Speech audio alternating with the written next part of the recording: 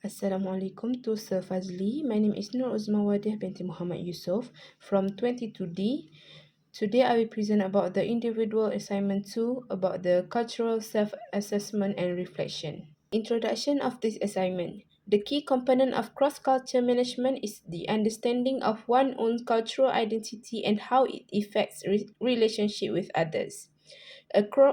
A comprehensive and introspective examination of one's own cultural background, belief, value and experiences is encouraged by this assignment.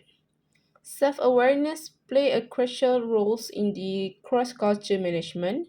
Managers that are self-aware are able to identify the cultural prejudice, presumption, and values that they hold. They can have a better understanding on how their cultural heritage affect their perceptions, action, and the decision-making processes by thinking back on their own cultural history. Next, for the cultural self-assessment, firstly about the cultural background. Malaysia is a multicultural nation with a deep cultural heritage, and it is a country in South Asia that is well known for its diverse population. Malaysia's diverse ethnic groups, religion, and historical influence have formed the country's culture. As for the ethnicity, Malaysians have diverse ethnicities such as Malay, Chinese, Indian, and the other ethnic group. The most largest ethnicity group is Malay, whereby 50% population of Malaysia is a Malay. Second is the Chinese with 20% population, and the third largest ethnicity group in Malaysia is India with 7% population. For cultural dimension using Hofstede cultural dimension, whereby it provides a framework for understanding cultural differences based on the set of the dimension. In Malay culture, for the Hofstede cultural dimension, use is power distance. Malay culture is characterized by a strong embrace of hierarchical institution and authority, as seen by its comparatively high power distance. Next dimension is collectivism versus individualism. The Malay culture is more individualism than collectivism because Malays prioritize harmony within family and community and also the group.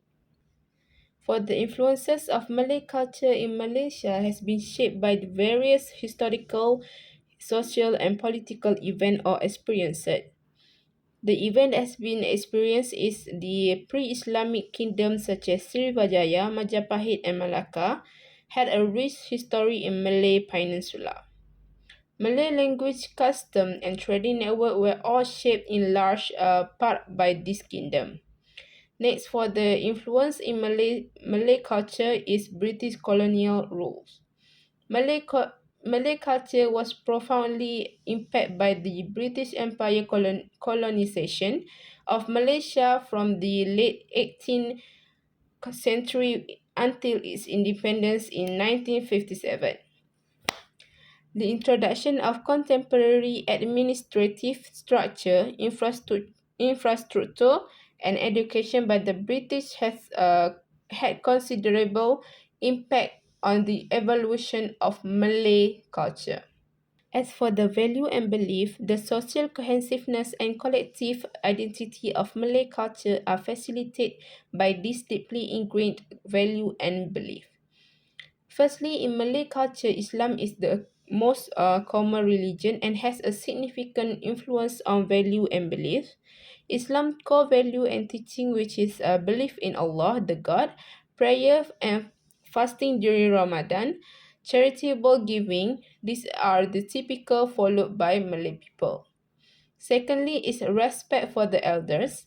Elder respect is very important in Malay culture. Youngster can learn to respect and honor their parents, grandparents, and other senior family member. Thirdly, adat. Adat is a custom or tradition that are part of the Malay culture.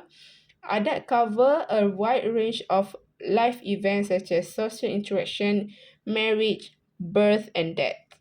Adat observed is said to be crucial for retaining cultural identity and safeguarding the traditions and ritual that have been handed down through the age. Next is the cultural adaptation. This process typically occurs as a result of migration, globalization, and exposure to various cultural influence. The process of integrating a new custom, value, and belief and behavior into one pre-existing cultural framework is known as a cultural adaptation. When it comes to Malay culture, the process may involve the cultural adaptation in terms of custom and tradition. For the next topic, which is about the cultural reflection, the communication style in Malay culture was influenced by many factors such as value, belief, and social norms that usually used in the society. In Malay culture, we have emphasized on politeness and respect during the communication. In verbal communication, this is represented as in the use of honorific, polite word, and respectful term.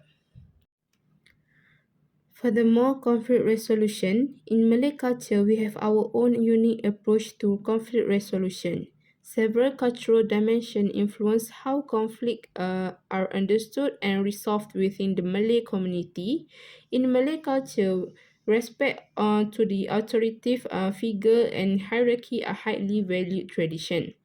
Next is the face saving concept. It is a significant concept that influences social interaction, including conflict resolution, saving face in tie, keeping one's dignity and reputation intact, as well as avoiding a humiliation or shame in front of the others. The next subtopic regarding the cultural reflection is leadership preference. The principle of leadership that reflect cultural norms are frequently preferred. An effective leadership in Malay culture context would typically exhibit a strong relationship building and harmony. Apart from that, moral ideas and upholding ethical behavior are highly valued in Malay culture. Move to the net, which is about the action plan. To enhancing my ability to work effectively in multicultural setting is by following some of the steps of the action plan. Firstly, developing a cultural awareness in myself. Secondly, I need to improve my communication skill. Good communication is essential in multicultural setting. By improving my ability to communicate both verbally and non-verbally by developing a caring, straightforward, and attentive listening ability. Thirdly, we need to develop an intercultural competence. Developing an intercultural competence is important to the multicultural setting. It is referred to the ability to interact and communicate appropriately and effectively with the individual from different cultural backgrounds. In conclusion, the development of successful cross-cultural management skill is heavily reliant on the cultural self-assessment and reflection. We can learn a great deal about our own cultural background, biases, and communication style by doing the self-assessment.